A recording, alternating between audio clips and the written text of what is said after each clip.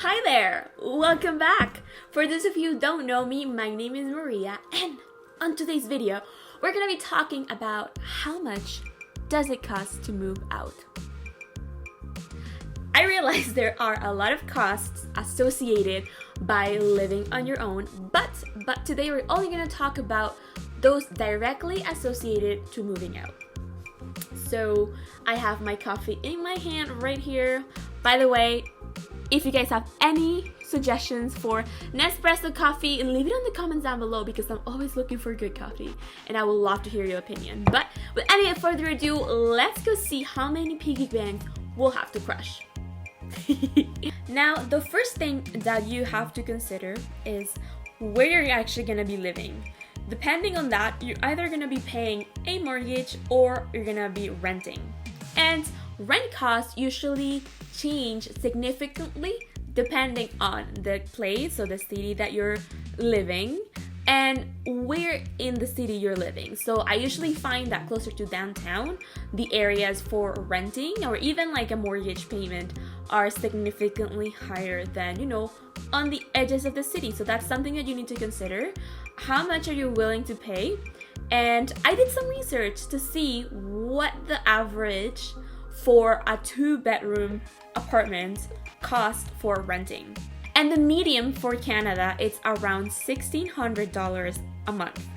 So this is also considering really expensive places like Vancouver and Toronto, and not as expensive places like perhaps Winnipeg or somewhere in Saskatchewan. So really consider when you're budgeting for your monthly payment, consider where you're living and what amenities you have.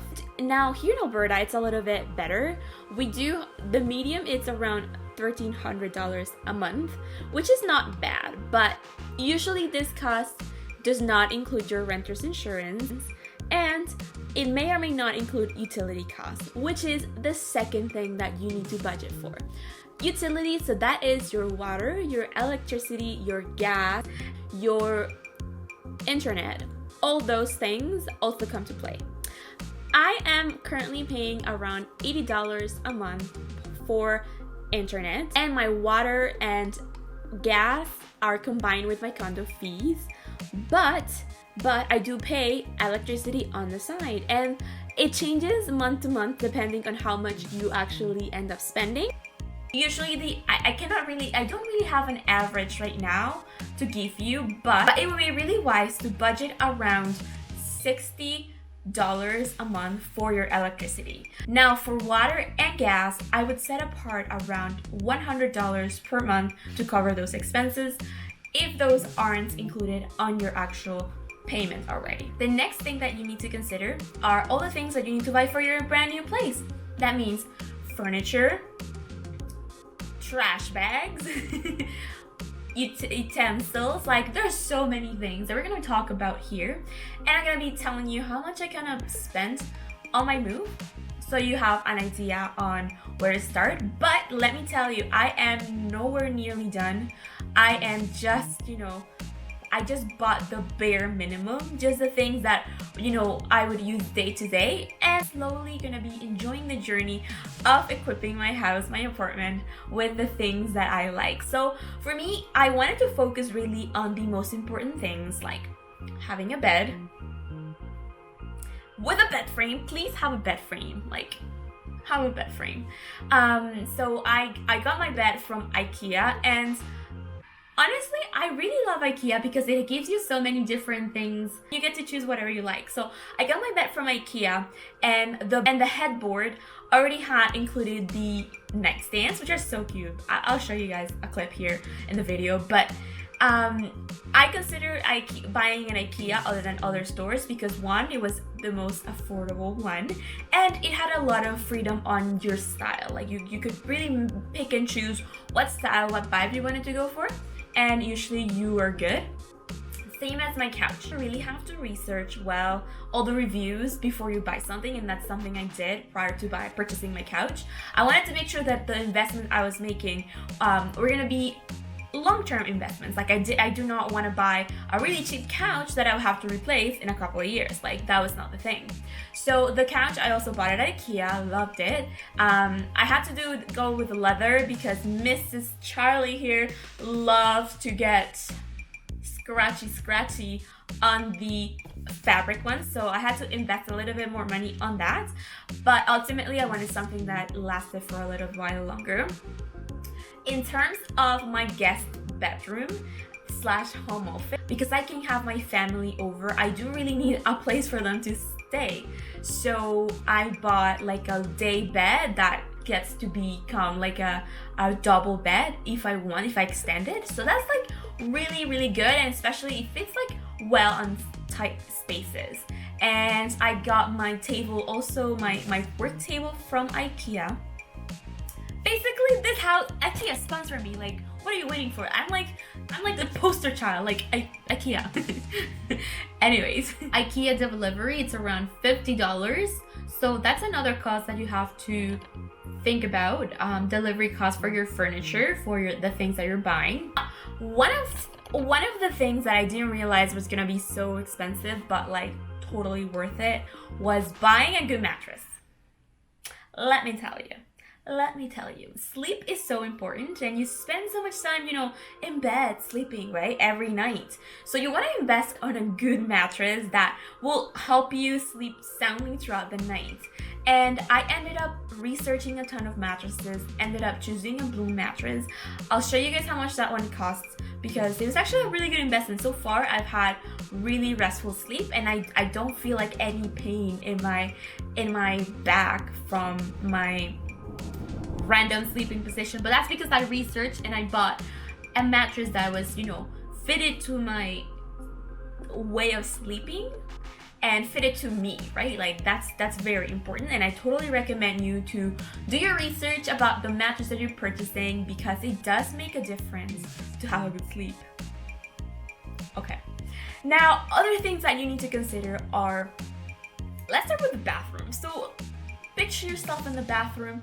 You're entering, right off the bat, you're gonna need the shower curtain. You're also gonna need perhaps where to put like the soap dispenser thingy, and things like the cleaning of the toilet cleaning thingy. All those things. And you're also gonna need perhaps towels for the bathroom, guest bathrooms, alfombras, which I can't remember the word in English at this point, but I'll leave it right here. And things like that to customize the bathroom as you go. If we move along, the dining room, you might want to have a dining table with some chairs and all that jazz to eat and all that. And totally, I'm with you on that. I still haven't bought them, because in my kitchen there is that island where I have like two chairs that, like, for me it's like awesome, because I can just sit there and have a meal. But if I have people coming over, then it gets a little bit more tricky. So I do anticipate buying a dining table with some chairs in the future, not yet. And to have my family come over for a meal and actually having a place to sit them.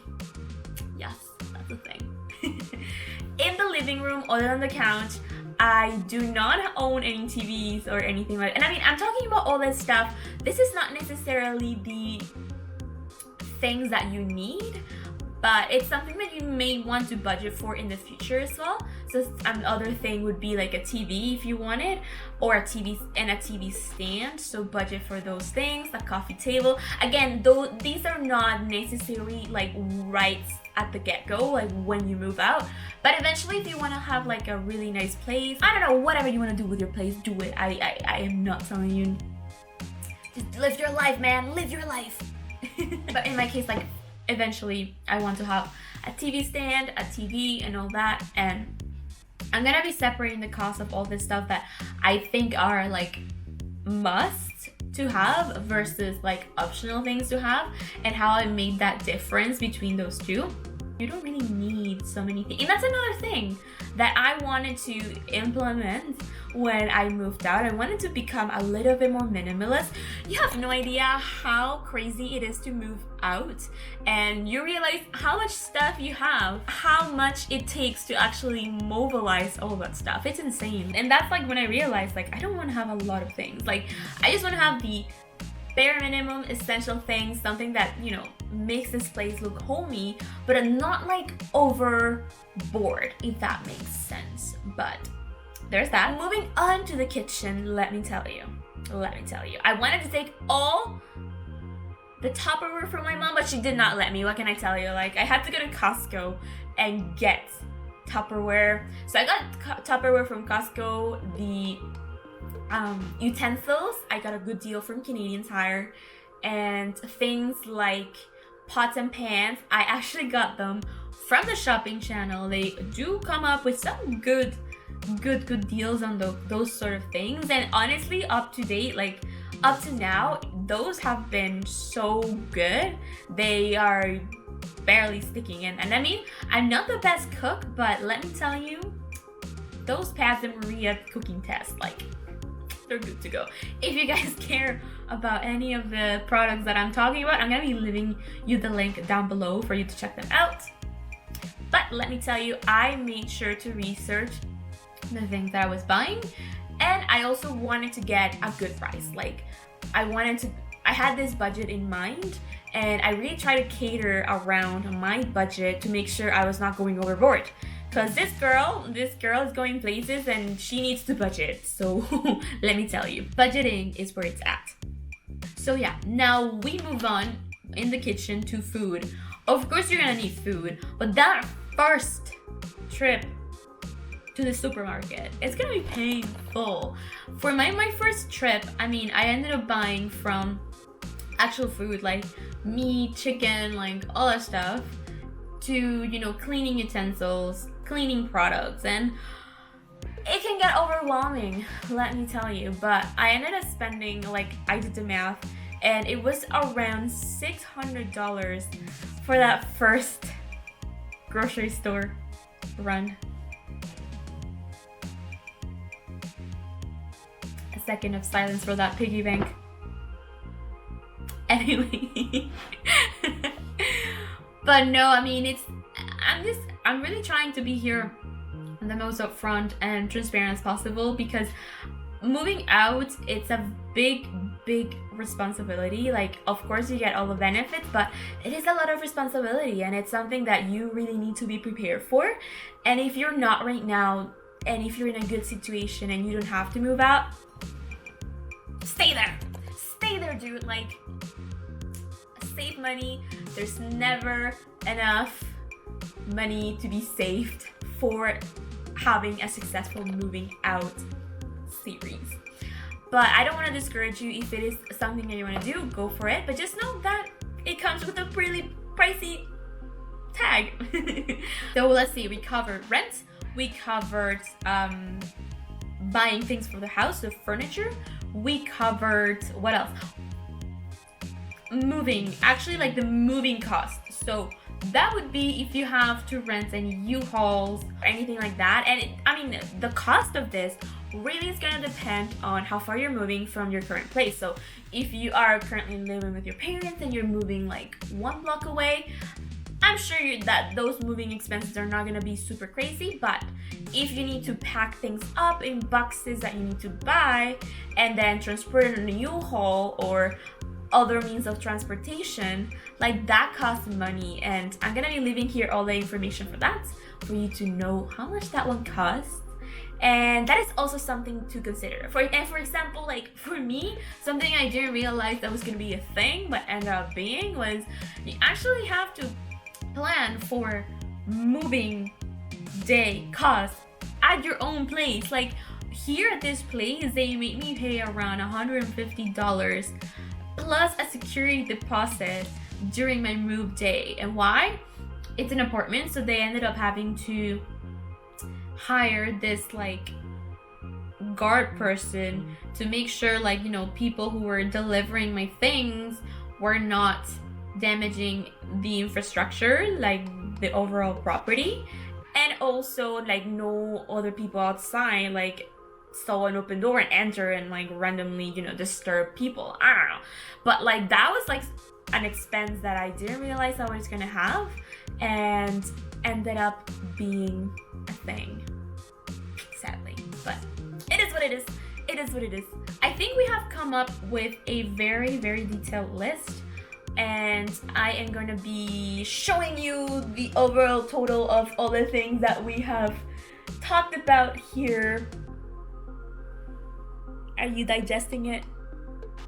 Good. It's not something easy, but it's doable, and I am very happy to be part of this journey with you guys.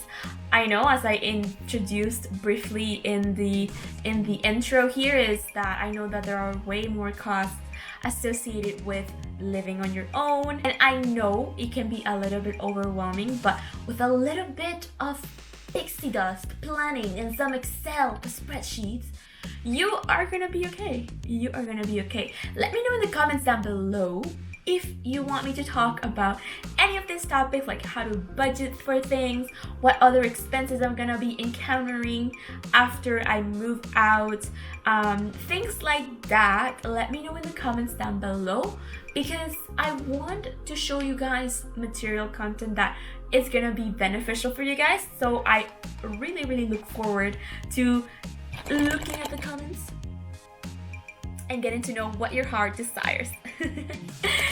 Again, if you enjoyed this video, please give it a thumbs up, like it, subscribe down below. It's free, you can do it, and we can be like good pals and all that.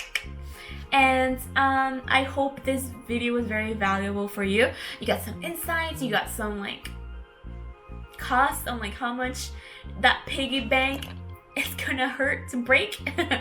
But it's gonna be good in the end. I hope you have a wonderful day, and comment also down below any coffee suggestions for my Nespresso machine. I am always down for new suggestions, and comment down below something you're grateful for today. I'm also curious to see what you're grateful for. And without holding you back anymore, I hope you have a great day. Bye!